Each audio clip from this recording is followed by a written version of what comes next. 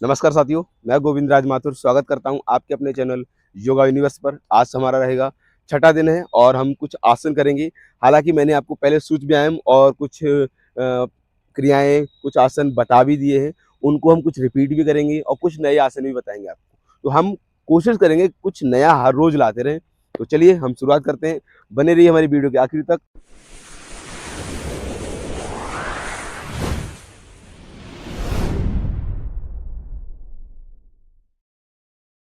दोस्तों, हालाँकि मैंने पिछले आपको बता ही दिया सारे चीज़ें, जो जॉगिंग जॉगिंग होता है, जो अपना सूर्य व्यायाम होता है, वो सब आप कर लिया करें। इसके बाद ही क्लास को यहाँ से शुरुआत करेंगे, ठीक है? क्योंकि हम विदाउट वार्म अप किसी भी आसन को नहीं करते हैं। तो आप पहले वार्म अप देख लें, अगर वीडियो नहीं देखी तो आप जाके चैनल पे देख सकते हैं वीडियो।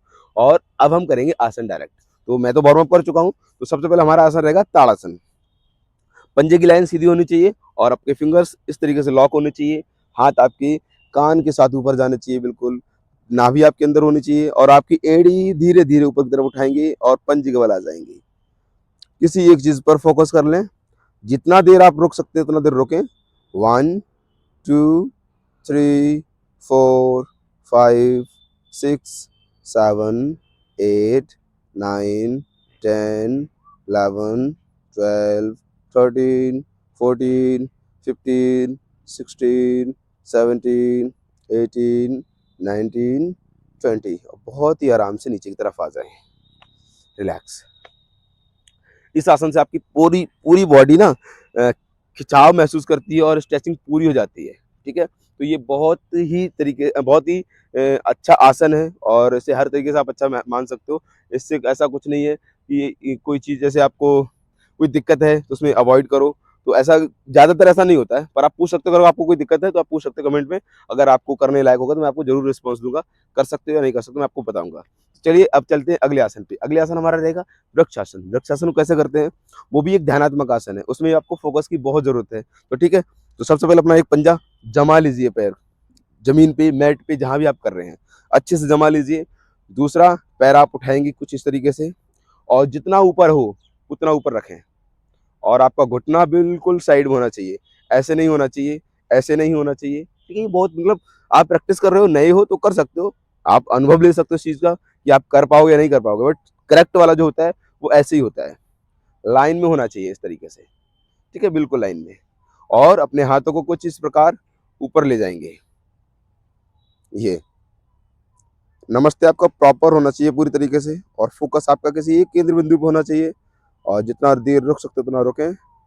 5, 6, 7, 8, 9, 10, 11, 12, 13, 14, 15, 16, 17, 18, 19, 20।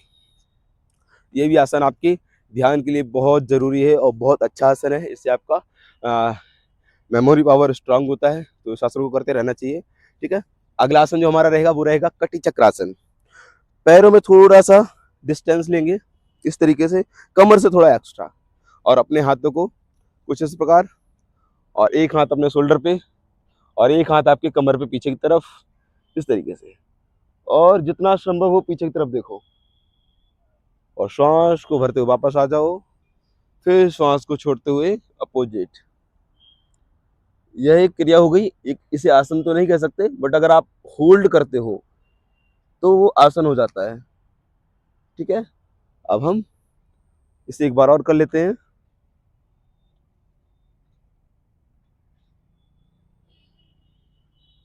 अपोजिट भी।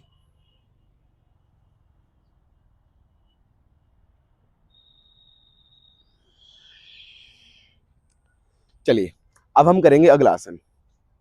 इस आसन को जब आप करते हैं तो आपके पेट की पूरी मालिश हो जाती है। आपकी पसलियाँ भी मूव करती हैं, तो वहाँ भी आपको बेनिफिट मिलते हैं और आपकी टेस्टिंग भी बढ़ती है। और ये आसन एक क्रिया होती है संघ प्रचालन, उसमें मतलब बहुत अपना अहम भूमिका निभाता है ये आसन, तो ये बहुत अच्छा भी है। तो अगला करते हैं हम वज्रासन। वज्रासन में बैठेंगे तो सबसे पहले आप थोड़ा-सा गैप बना के रखें अपने पंजे में, टच नहीं कर सकते, ठीक है ना? ज़्यादा खोल सकते हैं, थोड़ा-सा गैप कमर के अनुसार और अपने हाथ आगे लाइए, कुछ इस प्रकार बैठ जाएँगे। ध्यान रहे जब हम वज्रासन में बैठते हैं तो अपने अंगूठे को टच करते हैं, ठीक है? अपनी एड़ी को ऐसे नहीं टच करते हैं, थोड़ा-सा बाहर रखते हैं, कंफर्टेबल रहें, तो उस हिसाब से अपने पंजे हल्के से खोल लेंगे और बैठ जाएँगे सीधे। इस आसन को यही एक एकमात्र आसन मैंने देखा है, जो आप खाना खाने के तुरंत बाद कर सकते हो। तो इस आसन में बैठना भी बहुत ज़रूरी होता है, इससे हमारी पाचन शक्ति जो है वो बढ़ती है। आप अपने खाने को अच्छे से पचा सकते हो, डाइजेस्ट कर सकते हो, ठीक है? तो इस आसन को कम से कम खाना खाने के बाद आप 5 मिनट बैठ सकते हो। खाना खाने के तुरंत बाद बैठ सकते हो और कोई भी योग क्रिया, प्राणायाम, आसन कुछ भी नहीं कर सकते हो, ठीक है? तो यही एक ऐसा आसन है, जिसको आप थोड़ा करिए और इसके बाद हम करेंगे भुजंगासन। तो भुजंगासन के लिए आपको आगे जाना है, कुछ इस तरीके से जाएँ पहले शशांक आसन में, जिससे आपको डिस्टेंस जैसे क्या होता है कई बार कन्फ्यूजन होता है, मैं आपको करके दिखाता हूँ एक बार। हाथ यहाँ रख लिए मैंने, मेरे पैर यहाँ पे हैं। अब मैं ऐसे करूँगा तो मेरे हाथ दूर हो गए, है ना? तो मेरी यहाँ से मिडल स्पाइन बेंड हो रही है। आप बेंडिंग कोई भी करो, मिडल करो, अपर करो, लोअर करो, सही है। पर भुजंगासन जो आप करते हो, लोअर से करना चाहते हो अगर, तो आपको पहले शशांक आसन में आना चाहिए, जिससे आपका डिस्टेंस जो है घुटने का और हथेली के बीच का, वो आप अच्छे से मैनेज कर सकते हो। ये देखिए, कुछ इस तरीके से। ये मेरा लोअर बैंड हो रहा है कुल मिला के। अपने कंधे ऐसे नहीं चढ़ाने हैं, ये भी ध्यान रखना है। कंधे थोड़े पीछे रखने हैं और गर्दन उठा के रखना है। ये होल्ड करिए इसमें, जितना संभव हो उतना होल्ड करिए। अब यहाँ से एक बार इसका अपोजिट शशांक आसन जरूर कर लीजिएगा, कुछ इस तरीके से। जब आप भुजंग आसन करते हो ना, भुजंग आसन एक ऐसा आसन है कि अगर आप कहीं योगशाला या फिर जिम या कहीं भी जाओगे, पार्क में किसी को करते देखते हो, तो ज़्यादातर भुजंग आसन, है ना? बहुत ईज़ी है, बहुत आसान भी है और ये इसके बेनिफिट भी अलग हैं। आपके पेट के लिए बहुत अच्छा आसन है, ये आपकी कमर बैंडिंग के लिए बहुत अच्छा आसन है, ठीक है? तो चलिए अब हम आगे बढ़ते हैं। आगे बढ़ेंगे तो अब हम शवासन करेंगे। शवासन के लिए आपको पहले लेफ्ट साइड में अपने हाथ रखें इस तरीके से और पैर बाहर निकाल लेंगे, ठीक है? इस तरीके से पहले आ जाइए नॉर्मली, पंजे सीधे और आराम से कोहनी के सहारे लेटते हुए या फिर करवट से भी लेट सकते हो। कुछ इस तरीके से लेट जाइए, पंजे अपने साइड में गिरा दीजिए और हथेली कुछ इस तरीके से आसमान की तरफ। अपने पूरे शरीर को थोड़ा कंफर्टेबल कर लीजिए। कोई भी शरीर में कहीं भी किसी भी अंग में खिंचाव, तनाव नहीं होना चाहिए। अब आप थोड़ी देर के लिए लगभग गिनती से 60 बार श्वास लीजिए और उस पे ध्यान अपना केंद्रित करिए। थोड़ी देर शांत रहेंगे, बिल्कुल मन को शांत करेंगे और सांसों को काउंट करेंगे।